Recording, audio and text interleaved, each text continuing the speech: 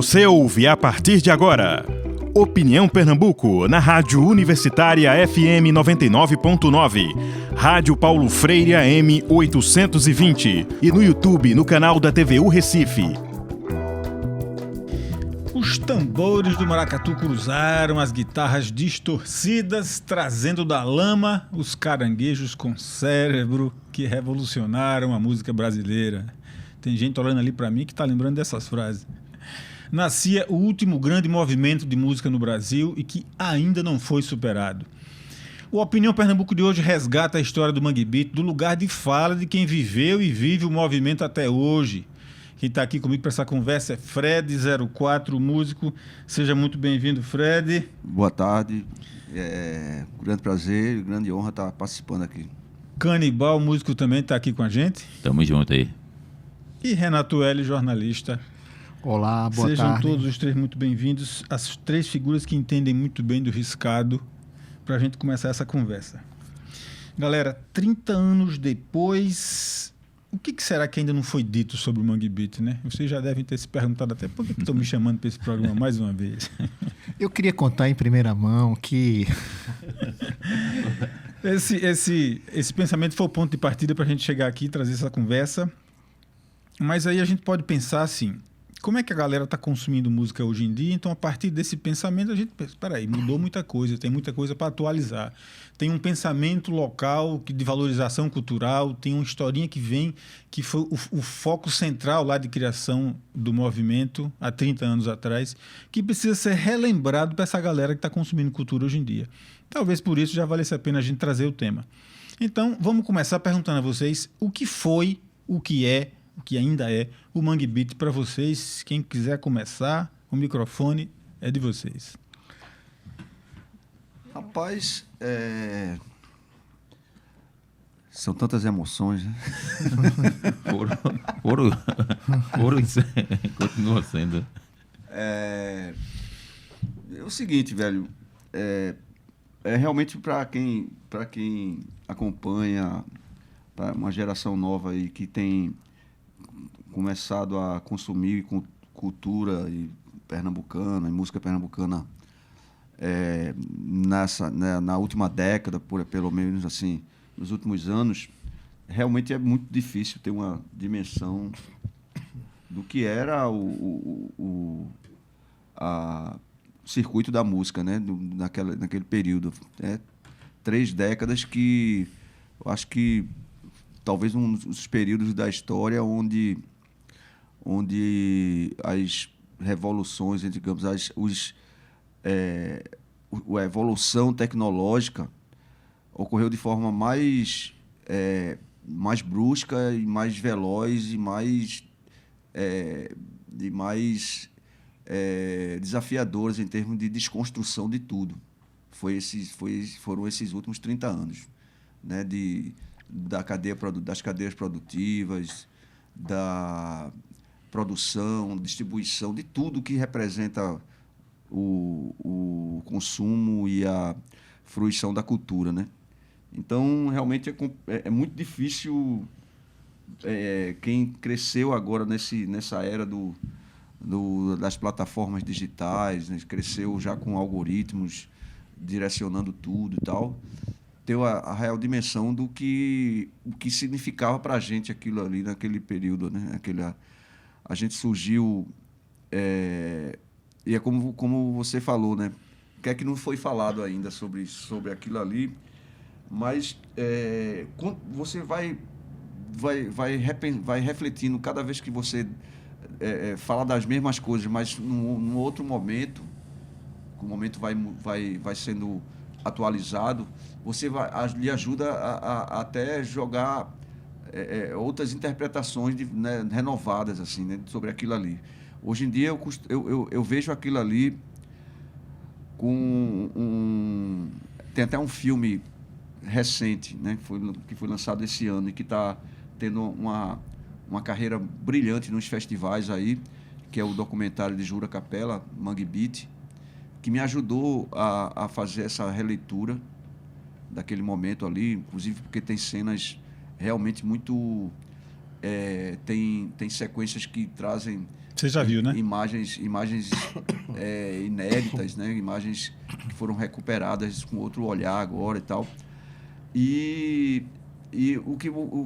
a releitura que eu fiz foi o seguinte: eu acho que a gente antecipou ali naquele momento, um conceito que depois, hoje em dia, por exemplo, mas, sei lá, de coisa de 3, 4 anos para cá, se tornou muito, muito emblemático, que é o conceito de ocupação, né? Eu acho que o que a gente conseguiu ali naquele momento era uma geração que tinha uma demanda, um desejo, ou seja, que não se identificava com o tipo de cultura que era disseminado nos grandes veículos de comunicação, na indústria cultural da época, principalmente aqui em Pernambuco. E Fred, vocês não tinham noção do quanto, naquela época, vocês iam carimbar na cultura brasileira, na música brasileira, uma impressão digital pernambucana, nordestina, de raiz, de cultura. Eu vocês acho não que a gente tinham nem essa noção. imaginava, porque é o seguinte... Claro, a gente sabia que existia esse movimento no alto, eu já tinha trombado com devotos, a gente já tinha participado de alguns eventos, assim, eu ouvia falar de algumas coisas, mas é quando aquele conceito ali de diversidade que a gente colocou nos textos, nas letras e tal, e a gente, como eu falei, como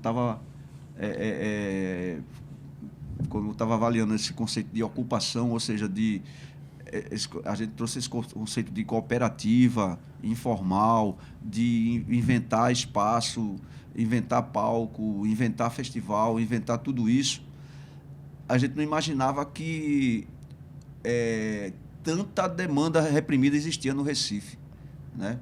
Afinal de contas, fazia muito tempo porque assim, Recife sempre teve uma tradição musical forte, né? Berço de tantas e tantas. A gente está falando da década de 80, recém-saído de ditadura. Aí você tinha lá Renato Russo já despontando, Paralamas já despontando, era por aí? Você tinha Alceu aqui em Pernambuco? Teve aquele período assim que aparecia um ícone daqui que chamava atenção. Aí teve Alceu, lógico, né? Robertinho do Recife, né? Umas figuras assim que eram fenômenos assim pontuais, assim tal, que marcavam e também com uma linguagem muito regionalista, né? Muito regionalista, muito, digamos assim, conservadora, digamos assim, em termos de reforçar aquele sentido de temas e sotaques e você pegava, por exemplo, eram figuras que ganhavam prêmios, mas de música regional, né? E a gente não, mais assim, a tradição musical, né, de potencial criativo, desde você pega já na época ali de Nelson Ferreira, né? Eram figuras que conseguiam desbancar os grandes ícones, né, da era do rádio e tal, com músicas que chegavam no topo das paradas da época e tal. E aquilo ali mostra a Rosenblit, que era uma indústria forte aqui, né, que você tinha... O primeiro disco de Tom Zé foi lançado pela Rosenblit, o que mostra o quanto o potencial cultural aqui de Recife sempre foi... O perfil da cidade sempre foi um perfil justamente de celeiro cultural, né, do Brasil e tal, movimento de cultura popular e tudo e tal. Então, a gente, talvez, inadvertidamente, a gente soltou ali uma faísca que, em vários pontos da cidade, né, todo aquele potencial que eu acho que as pessoas se sentiam um pouco oprimidas por uma situação né, de quase bloqueio, né, bloqueio nas rádios, bloqueio... por exemplo, no nosso caso, a gente ainda tinha um outro lado, assim, que às vezes é meio incômodo falar um pouco, comentar isso, que era o lado de um ambiente universitário, mas que era dominado pela cultura do armorial, né? Que, por exemplo, você tinha alguns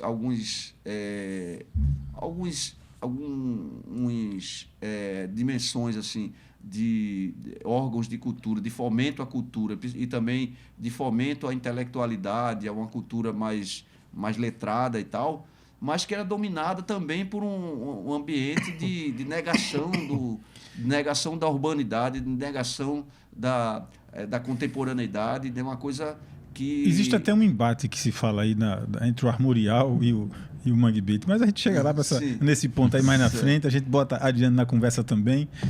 Canibal, me diga aí, meu velho, quando a gente diz assim, tal coisa me representa, fulaninho me representa, nesse sentido, o que é que a turma se sentia representado quando via aquela música que surgia lá na década de 80, que você fazia, que o Mundo Livre fazia, que Chico fazia?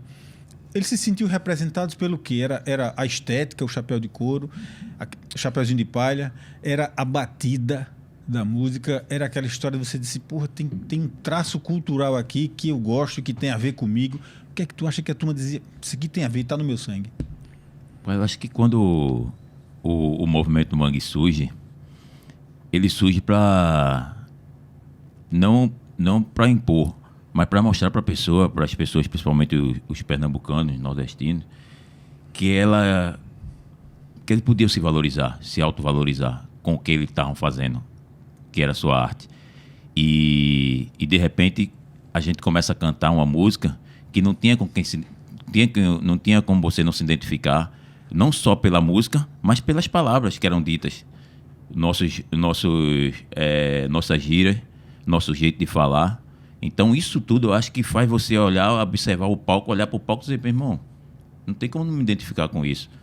É tipo, até a gente invertendo um pouquinho assim do movimento Mangue, é tipo você gostar de heavy metal pra caralho e de repente você olhar uma banda punk, todo mundo preto ali cantando, você diz, porra, eu gosto de metal, mas aquela banda ali que você nem distingue o que é metal e o que pra você tudo é rock. Mas quando você olha, isso aconteceu, estou falando porque aconteceu comigo quando eu comecei a curtir rock. Quando você olha para um grupo e vê um grupo de um jeito, você olha e vê de outro jeito, sem saber que aquilo ali é metal ou é punk, e você diz, porra, eu gostei mais desse aqui, essa identificação que o movimento Mangue causou ao público. Porque de repente o cara estava ali em cima do palco, o cara estava cantando uma música que você se identificava, mas ele também estava cantando o jeito dele cantar, as palavras que ele estava dizendo. O jeito era dele cantar muito... e as situações que ele colocava lá nas letras que tinham a ver com o mundo dele, ali no bairro dele, na situação dele, no subúrbio onde ele vive. Justamente. Né? Recife, ele fez... o movimento Mangue fez Recife se autovalorizar, mas eu acho que também fez o Brasil se autovalorizar, as regiões. Porque a partir do momento que o mundo começa a olhar para Recife, o mundo jornalístico começa a olhar para Recife e começa a passar Recife de outra forma para as TVs, para a rádio, para os jornais, putz, aquilo ali foi de uma autoestima muito grande para nós aqui, cara. Não tinha como não. Eu e o Fred, a gente vem do movimento punk, a gente vem bem de antes. Eu sou aquele... A gente é aquela... Devotos é aquela banda que está dentro do movimento Mangue, é tipo o fã, tipo o cara, já que a gente está no meio de Copa, é tipo o cara que é juvenil e vai pro profissional, assim. O cara, porra, vou jogar agora no campo fuderoso, vai todo mundo me olhar. Foi basicamente isso, a gente estava meio ali escondido nas periferias, tocando em todo canto das periferias, massa, todo mundo conhecia Devotos, mas todo mundo do punk, e de repente a gente é convidado para tocar dentro da galera do movimento Mangue. E aí foi que as coisas abriram de um modo muito grande, porque a gente tinha feito uma banda para mudar um quadro social através da música, então a gente tem que tocar para todo mundo. E esse movimento Mangue foi que deu essa oportunidade. Por isso que eu digo que o movimento Mangue, quando ela aconteceu para alavancar tudo. Artes plásticas, cinema, literatura, teatro, moda, todo mundo conseguiu sobressair. E essa diferenciação do movimento Mangue, musicalmente falando, para os outros movimentos de música que aconteceram no Brasil. Logicamente que tem a Espinha Dorsal, que era música, mas ele consegue levar todo mundo para perto, para junto. Tá todo mundo naquele caldeirão. Você ia para um festival como a Beppo Rock e aí estava Jacaré ornamentando os palcos. Tava Período Fértil, Eduardo Ferreira, essa galera vestindo as bandas. Tava Lírio, Cláudia Assis, Parabólica Brasil, fazendo os clipes da galera. Isso. Putz, qual foi o movimento que teve isso, velho, no mundo? Era muito foda, era muito rico. Era muita riqueza junto, assim. E muita gente se ouvindo, muita gente se gostando e muita gente se pegando um toque do outro. Eu acho que...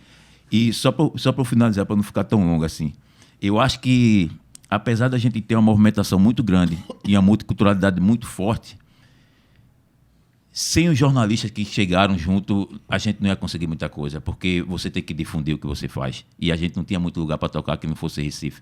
E essas coisas têm que chegar no mundo. Então, para chegar no mundo, tinha que ter um jornalista com a mente muito aberta, porque até antes disso era muito centrado. O cara tem que cantar pra caralho, o cara tem que ser um músico muito foda. De repente chega um jornalista que fala: meu irmão, vamos botar essa galera pra galera conhecer. Pra galera...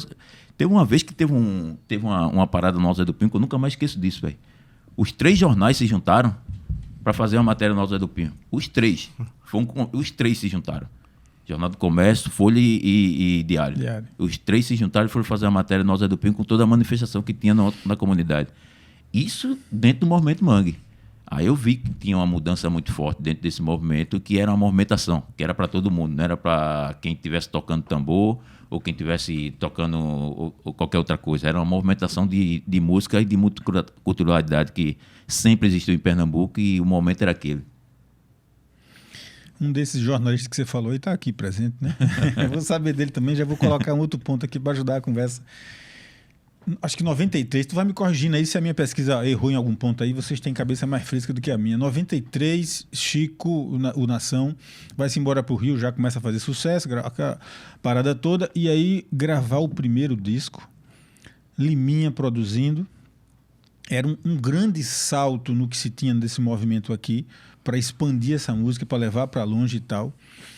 E aí os caras se viram numa condição de botar para rodar um disco, gravar um disco com um instrumento que eles nunca viram misturar com rock, alfaia, numa banda de rock. E aí, como é que tu imagina que foi abrir a cabeça daquela galera para saber que essa música era diferente e ia ser feita daquele jeito? Os caras estão se coçando aí para falar, viu? Se tu demorar, eles tomam o teu microfone. Não. Né, Brincadeira. No caso, Bons Meninos são músicos, né? Exatamente. E eles lançaram, no caso do Mundo Livre, em 94, Isso. sai o primeiro disco do Nação Zumbi, de Chico Sainz, o Da Lama ao Caos, e sai o outro clássico dessa fase inicial do Mangue Beat, que é o Samba Esquema Noise, que é do Mundo Livre. Então, eles tiveram... E o Devotos lança disco em 96. Né? Então, acho que a dificuldade era a mesma. Então, todo mundo estava chegando pela primeira vez no estúdio profissional, né, se deparando com condições de gravação profissionais, mesas de som, técnicas de gravação, sei lá, gravar com metrônomo. Né? Então, coisas que eram novidades e que, tanto nas sessões que eu acompanhei, quanto pelas histórias que eu já ouvi dessas sessões, trouxeram uma série de dificuldades, mas eu acho que em geral as bandas resolveram muito bem. Uma outra limitação aqui ocular, mas são quase todos os discos de estreia. O disco de estreia do Devotos é um clássico, o disco de estreia do Mundo Livre é outro clássico, o disco de estreia do Mestre Ambrósio também. Então você vê que são discos de estreia muito bem resolvidos. Eu acho que talvez quem apresentasse a dificuldade maior era a Nação Zumbi, por conta da questão dos tambores, porque realmente você não tinha uma tradição de gravação no Brasil. Gravar som grave no Brasil não era uma coisa que era muito fácil de ser feita. Ainda mais um naipe de percussão daquele, com vários tambores e tal, pá. Então, o Liminha, que eu acho que foi uma escolha dentro do naipe de produtores que a gente tinha disponível aqui no Brasil, talvez fosse o melhor que a nação pudesse pegar naquela época. Ele fez um trabalho que hoje, à distância, na época foi muito criticado quando o disco saiu, porque as pessoas queriam ouvir o som do ao vivo, que era uma potência incrível, mas se você for escutar o disco hoje em dia, é engraçado. Por exemplo, o Da Lama ao Caos, do repertório de Chico Sainz Nação Zumbi, é o meu disco preferido. Eu prefiro o Da Lama ao Caos do que o Afro Ciberdelia, apesar do Afro Ciberdelia ter um som melhor. Mais apurado, tá entendendo? Então, acho que é isso, passou por aí, assim. Mas dos jornalistas, gente, acho que... O Chico, os caras da Nação queriam Tinha outra opção, né? Tinha outra preferência, né? A galera da Nação queria Arthur Lindsay. Arthur Lindsay, né? Né? Sim. Mas quando essa viagem de 93 foi a viagem. Em 93, Chico Science, Nação Zumbi e o Mundo Livre, eles descem para fazerem shows em São Paulo e em Belo Horizonte. E aí eles começam a ter um contato mais próximo com as gravadoras, né? E voltam com contratos assinados. O Mundo Livre com a Banguela, né? Que era um selo alternativo. Não, acho que a gente assinou um pouco depois, né? Sim, não, mas assim, na mesma época, pode-se dizer, né? Questão de meses, semanas, sei lá o quê. Meses. Mas voltam com a coisa encaminhada. Opções de contrato que a gente mais ou menos encaminhada. E tal. E a Nação... Mas quando os meninos chegaram lá, os caras não sabiam, os caras das gravadoras, eles não sabiam exatamente o que estava saindo daqui. E eles tinham escutado histórias de tambor e tal, então eles achavam que eram bandas de axé, cara. Eles achavam que o Mangue Beat era uma espécie de axé. E tanto o Mundo Livre quanto a Nação, e o Mangue Beat como um todo, chegou com uma proposta estética muito já amarrada e com a postura de negociação com as gravadoras bastante firme, assim. Tanto que, se você for olhar, por exemplo, a capa do disco de estreia do Nação, do Dalão Malcaus, foi feita aqui em Pernambuco. E era muito pouco comum uma banda iniciante, ainda mais do Nordeste, conseguir controlar a capa, que a gente sabia que era algo tão importante. Numa major, né? Numa major, corporação. Né?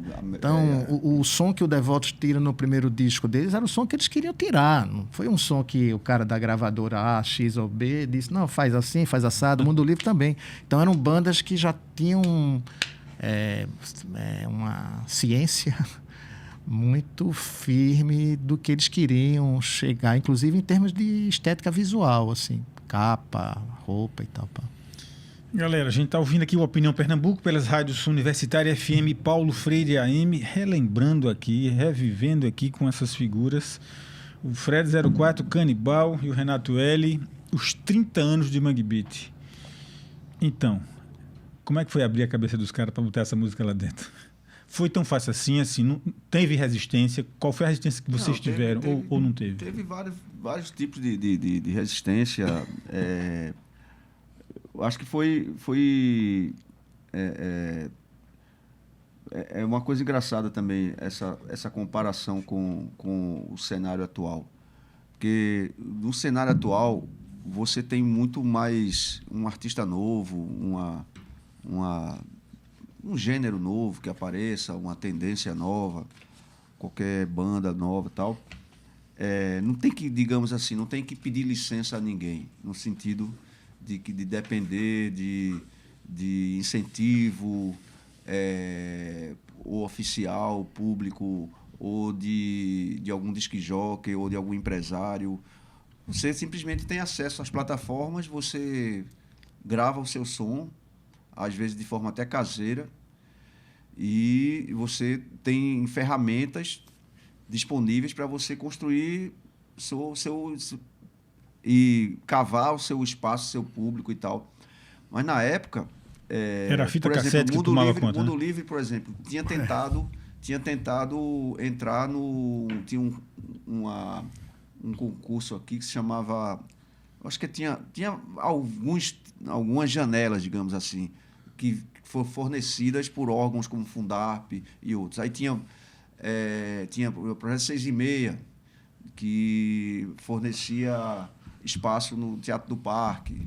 Aí tinha um negócio também da Fundarp. Tinha uns concursos aí para revelar. Cara, eu me lembro de uma única vez que a gente foi para um teste desse, numa seletiva que teve. Os caras chegaram, me viram de guitarra, você já via que eles já torciam, entendeu? Já torciam, você não tinha a menor chance, né? Aquelas senhoras das fundações, não sei o que e tal, que acostumados só a receber gente tocando violão, flauta então tinha uma resistência tanto de órgãos de públicos, de incentivo, entre aspas, né? Por ser uma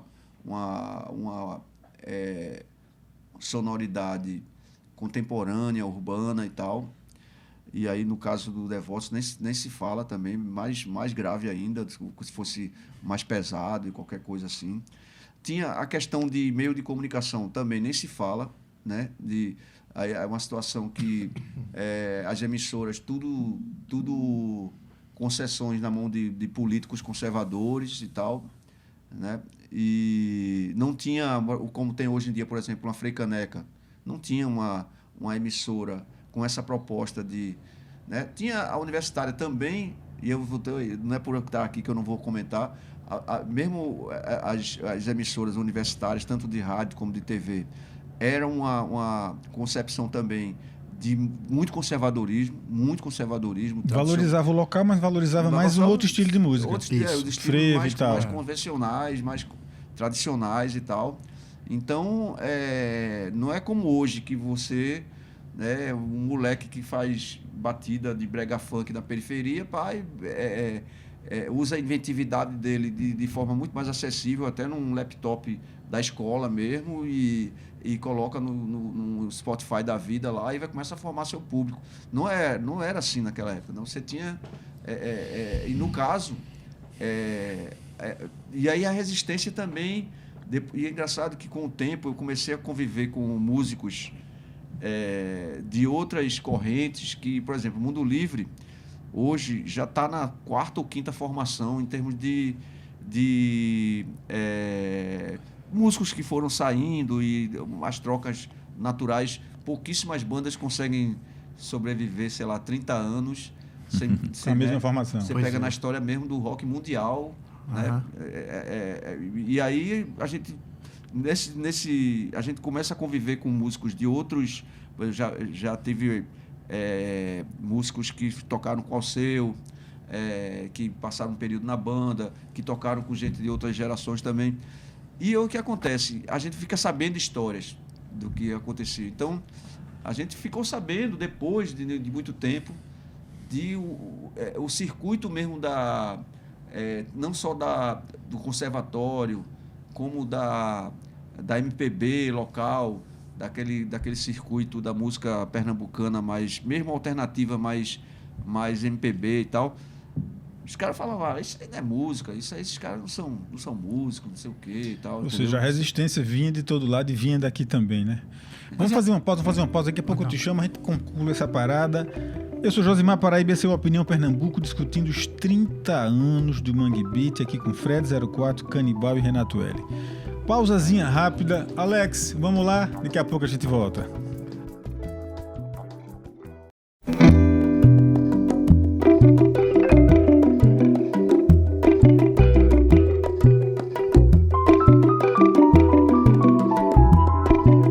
Olá, sou Josimar Paraíba e estamos de volta com a Opinião Pernambuco pelas rádios Universitária FM Paulo Freire AM, que hoje fala dos 30 anos do Mangue Beat. Quem está aqui comigo, Fred 04, músico, Canibal, também músico, e Renato L, jornalista.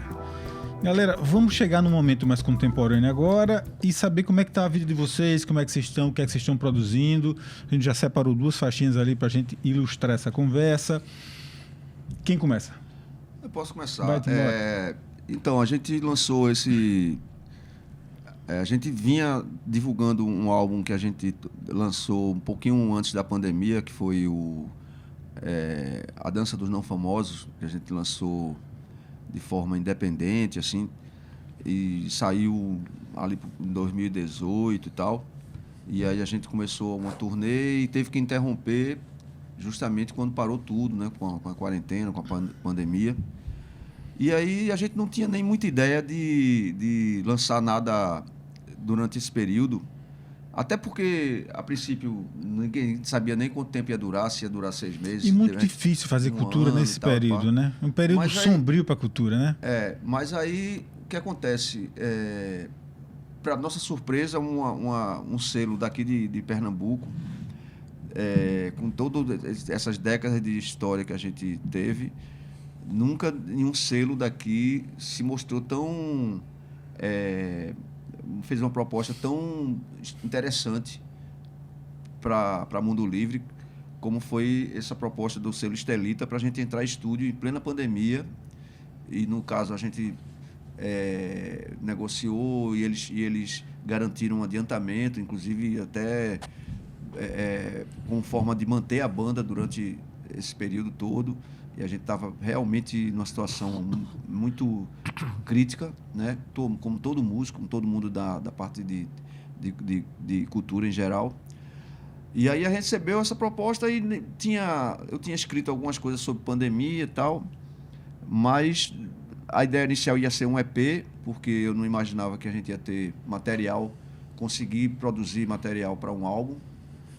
Mas aí no meio no processo a gente foi o primeiro disco que gravou sem estar todo mundo, né? A pré-produção principalmente eram só 3, né? Para não aglomerar. Ainda assim, uma parte 2 membros da equipe se contaminaram durante o processo, não necessariamente um músico e um que era da parte da produtora lá, mas felizmente não foi grave. E é uma coisa tensa, né? Você ter que criar ali e se preocupando com o microfone, com tudo, aí a máscara cair no chão e você... Foi uma coisa realmente complicada. Mas a gente, até isso, acho que contribuiu um pouco como forma do processo criativo, sabe? Vamos ouvir um trechinho, pelo menos a gente relembra e a gente comenta em cima depois do que... Tem uma faixa separada aí, Alex? Vamos ouvir um pouquinho?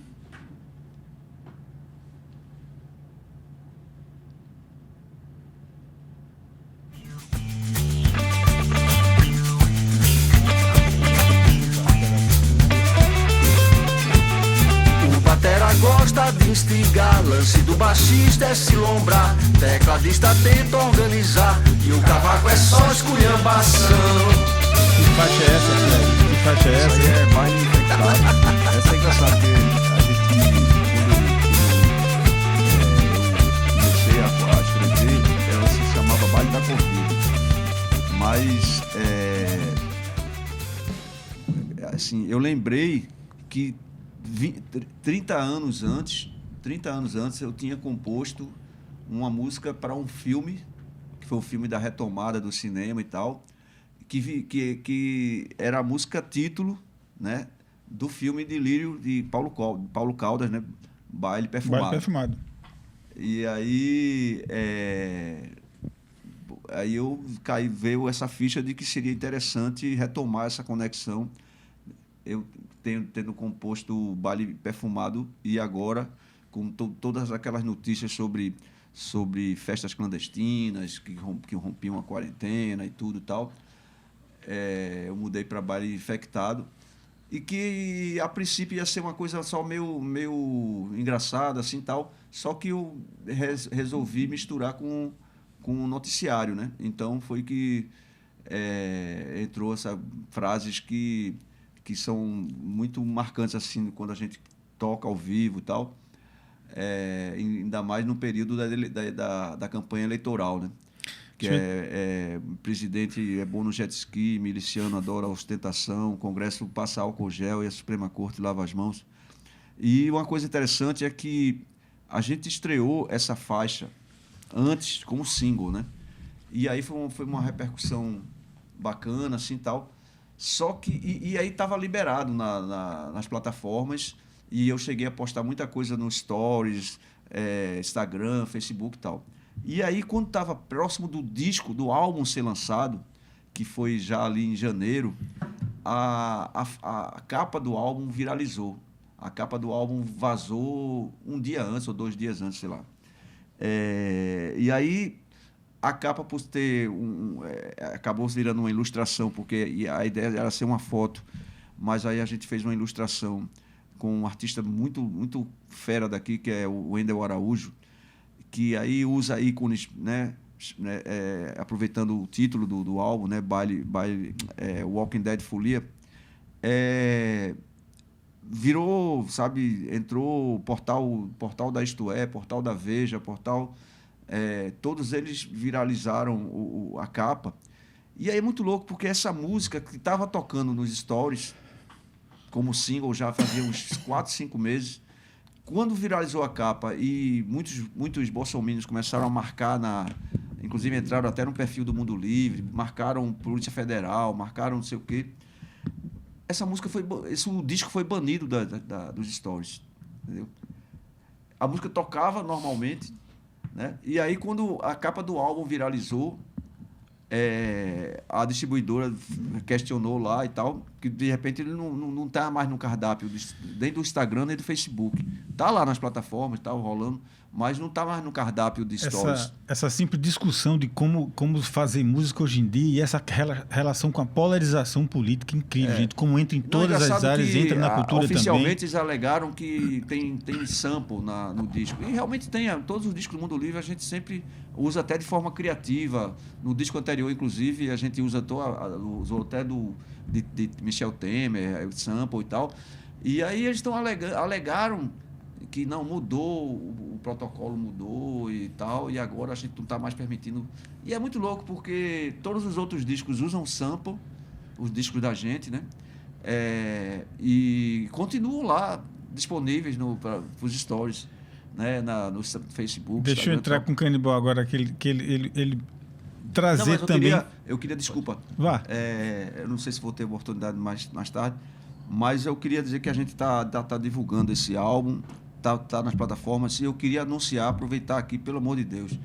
É um projeto que a gente está bem empolgado e precisa realmente começando agora uma campanha, que é o Janeiro de Grandes Espetáculos, que a gente vai participar no Teatro do Parque, dia 20 de janeiro.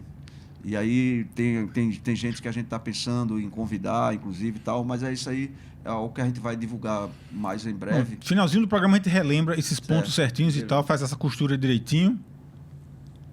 E a Devotos, como é que foi esse período? Como é que foi viver essa paz? O que é que vocês têm de novo agora? O que é que vocês estão trazendo? Como é que está sendo esse momento difícil da vida brasileira, de uma cultura quase esfacelada, e continuar fazendo música e resistindo? Esse lance de resistência, a gente já tem isso desde o começo, né? Desde que a gente começou a banda, eu acho que desde criança, né? Sim. Esse lance tem o provérbio punk, né? O do it yourself, o faça você mesmo. Acho que a gente, criança pernambucana, recifense, que não tem brinquedo, sabe como é que fazer você mesmo os seus brinquedos. Então isso a gente sempre fez.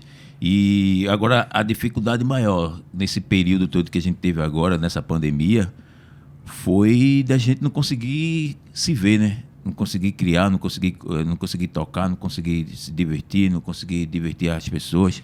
E de repente você está dentro da sua casa, fechado, muita de gente precisando de alimento, a gente com altas campanhas. Eu acho que isso aí, o pernambucano, o músico, o artista pernambucano, ele tem uma irmandade muito grande quando acontecem tragédias como essa.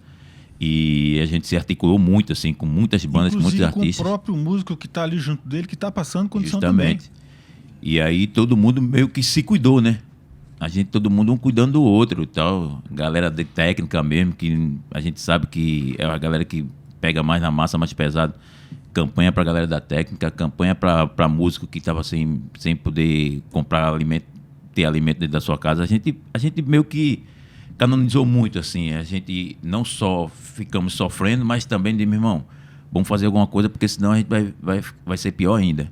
Então esse lado, assim, foi um lado mais, que eu posso dizer assim, mais forte da gente, né? Que a gente usar nossa música, usar nosso talento, usar o dom que a gente tem para fazer coisas positivas dentro dessa sociedade que cada vez mais massacra. E se você for ver, cara, culturalmente falando, eu acho que o único remédio que a gente tinha durante essa pandemia foi as artes, tá ligado? Foi os livros, foi a ciência, foi o cinema, foi a música. Aproveitando que você está dizendo, fala um pouquinho desse teu projeto novo aí. Que música é essa aí, que trabalha isso que vocês estão emplacando? O Devotos Punk Reggae foi um disco que a gente fez durante a pandemia. A gente fez esse disco aqui mesmo em Recife, todo mundo correndo, fazendo maior corre, junto com a Estelita também, dentro do projeto Recife Virado, que a gente conseguiu aprovar. E a ideia é pegar as músicas do Devoto, que já mistura hardcore com punk, com reggae,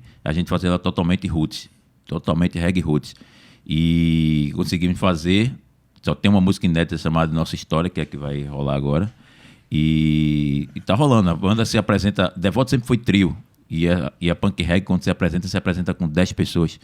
Então a parada é big band e é muito legal, a gente tá curtindo muito, não é nada novo, porque na década de 60, dos anos 70, a galera já fazia isso na Inglaterra, Bad Brains já fazia isso nos Estados Unidos, The Clash já fazia isso na Inglaterra, já misturava com reggae pra caramba. E só foi mais uma vontade de mostrar para o público que a multiculturalidade pernambucana, dentro do rock, também é muito abrangente. Qual é a faixa que a gente vai ouvir? É nossa história. Alex, é contigo.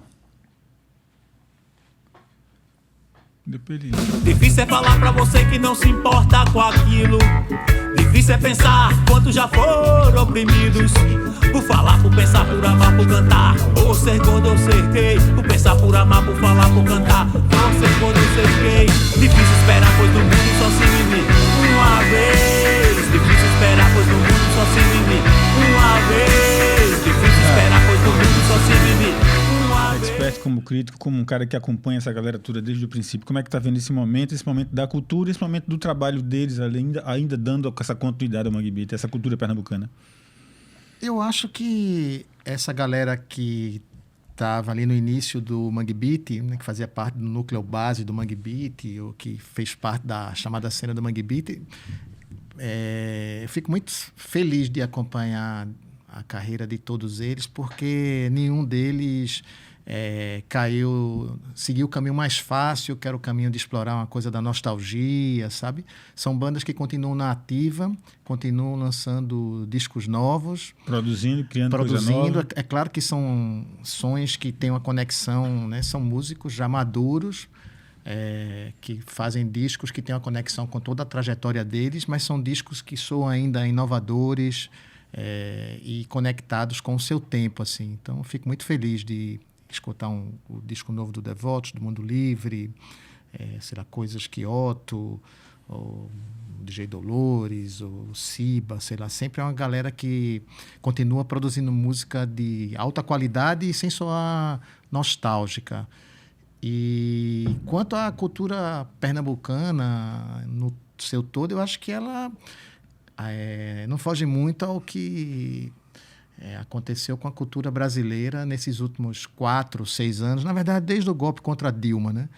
Que a gente teve um processo de desmonte da área cultural, de perseguição mesmo, que chegou no governo Bolsonaro de ser uma coisa explícita, um governo assumidamente anticultura. E também toda a chamada cadeia produtiva da cultura também sentiu muito o efeito da crise econômica, né? Que deixou tudo mais difícil, cachê, a vida de todos nós. E ainda somado a tudo isso, a pandemia, né? O que salvou um pouco a pandemia, o período da pandemia, foram as leis de incentivo, tipo a Aldir Blanc, né, que possibilitou algumas iniciativas e trouxe alguma fonte de renda. Agora, eu acho que é um momento de retomada, né? Porque a gente está entrando numa nova fase do país, mais arejada, e eu acho que nessa nova fase a economia também vai entrar girar de um jeito melhor, distribuindo um pouco mais de renda, porque isso é fundamental. E vamos acreditar que essa polarização política que a gente vê, ela não se expresse tanto na cultura, que isso não tenha tanto reflexo, né?